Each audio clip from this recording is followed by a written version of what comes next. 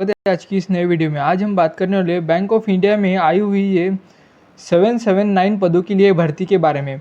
इसमें कौन से सीट में ज़्यादा वैकेंसी है, कौन से इसमें कम है, इसके बारे में आज हम बात करेंगे। और बात करेंगे पेमेंट के बारे में, पेमेंट क्या है और क्या नहीं है।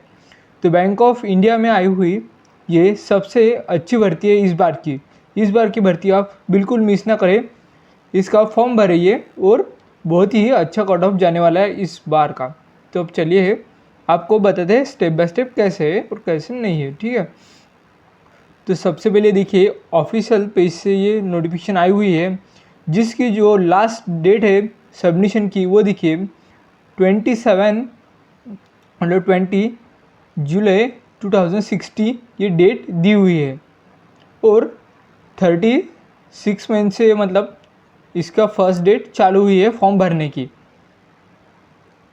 अब उसके आगे हम बात करेंगे कौन से इसमें कितने सीट्स है। देखिए इसमें एससी के लिए ये देखिए यहाँ पर इसमें 3 पद है, ये वाले 3 पोस्टिंग होने वाले हैं।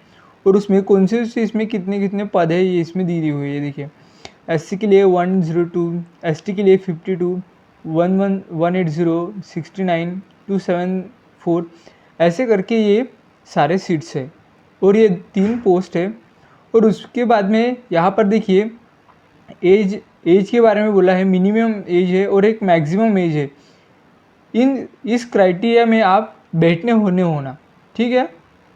ये इम्पोर्टेंट बात है इसमें की। और अब आगे जाते हैं। तो बात है पेमेंट की। इसमें ये देखिए ये 3 पोस्ट है, इन 3 पोस्ट में 6482 इतना पेमेंट है और ये बढ़कर इतना हो सकता है, इसके बारे में ऐसे बोला है। तो फिलहाल मैंने चेक किया तो ये इस नंबर से भी ज़्यादा पेमेंट अभी फ़िलहाल उनके पास है, मतलब वो पे करती है। और ये सेकेंड पोस्ट है मिडल मैनेजमेंट करके, उसमें देखिए 85920 ये है और ये बढ़कर 99320 तक जा सकता है। और इसके भी आगे एक बढ़कर 1,52,80 तक जा सकता है, ये नंबर है, ठीक है। अब आते हैं सीनियर मैनेजर करके एक पोस्ट है, उसमें भी देखिए इसमें फर्स्ट से देखिए क्या है 102,300 ये पोस्ट है। मतलब ये पेमेंट आपको मिलकर ये यहाँ तक बढ़ सकता है, ठीक है। अब जाते हैं हम आगे।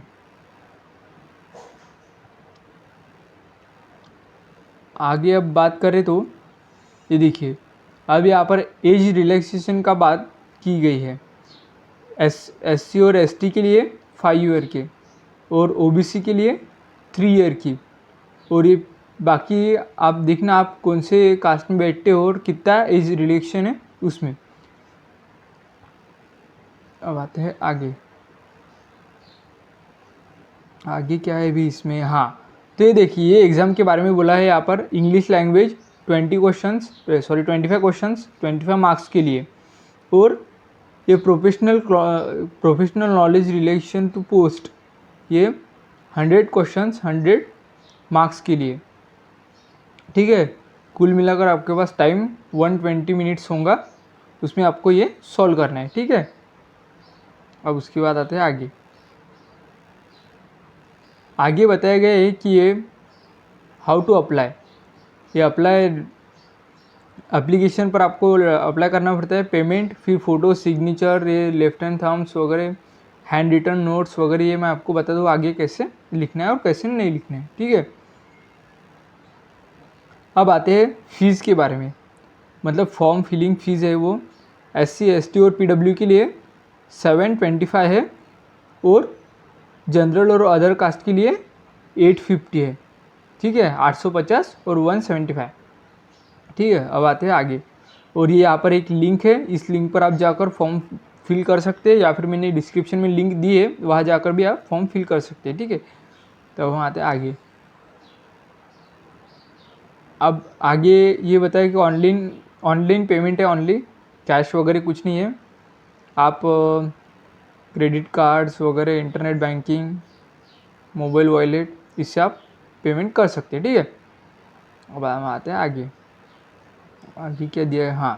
अब आगे इम्पोर्टेंट बात, आपके ये फ़ोटो फ़ोटो और इमेज के बारे में बताया है कि ये इतने साइज़ में होना, 4.5 सेंटीमीटर करके 3.5 सेंटीमीटर करके इस पिक्सल में आपका फ़ोटो बैठने होना है। यहाँ पर देखिए ये साइज़ में होना है, ये इसकी केबी 20 केबी और 50 केबी, इन दोनों के बीच में आपका फ़ोटो साइज़ होना है, ठीक है।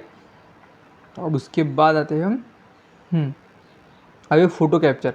ये फ़ोटो कैप्चर में देखिए QR स्कैन करके आपको फ़ोटो कैप्चर करना है वेबसाइट पे जाके, एप्लीकेशन फॉर्म, ठीक है, ऐसे करना है। इस पर आपको बहुत ध्यान से करना है।